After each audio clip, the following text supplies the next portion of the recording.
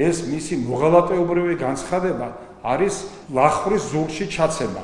რიგითი მოქალაქე ხომ არ არის, ეს არის ყოფილი მინისტრი, ორი ძალოვანი უწყების, პარლამენტის უსაფრთხოებისა და თავდაცვის კომიტეტის თავმჯდომარე, რომელიც თავისი განცხადებით შეურაცხყოფას აყენებს ყველა გარდაცვლილ, ცოცხალ გმირს, ცილსწამებს, ქართულ ჯარს.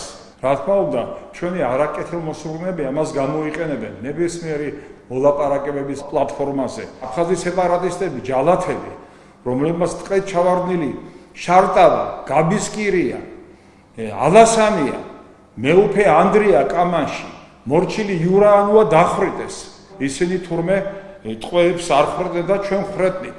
ტყვეების ნაკლებობა იყო საერთოდ მის პროფესიონალებში თუ ის მონაწილეობდა ამ ტყვეების ვასლის კომიტეტში, ეს მე როგორც მეომარმა არ ვიცი მათი საქმიანობის შესახებ, მაგრამ ვიცი რომ ისინი ტყვედ იყვნენ მშვიდობიან მოსახლეობას, სამოქალაქო პირებს, რასაც ჩვენ არ შვებოდით. აი ამის ხარჯზე იყო უმრავლესი მეტი ტყვეები მათ მხარეს.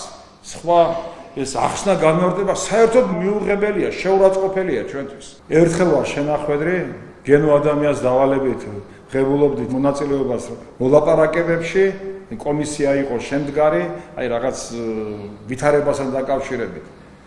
და ის გამოირჩეოდა ზუსტადაც რომ აი რუსული დისციპლინით, რუსული ეკიპირებით, რომელსაც ეთყობოდა რომ წვერი არედო მის ჩასასვლელს, იყო ჩაფხუთში, ჯავშანჟილეთში, იყო ასეთი ხალხი, ვინ ჩამოდიოდნენ 1-2-3 დღით თავის საჩვენებლად. აი ამისთან ხალხს და მის ნაშიერებს არ უნდა ჰქონდეს ადგილი საქართველოში. და ზუსტად ჩვენ უნდა განვითარდეთ ისრაელის პრინციპებით. უნდა ვიაროთ მხარდამხარ ერთობისაკენ, მშვიდობისაკენ და კეთილდღეობისკენ. ეს არის ჩვენი ხსნის ფორმულა.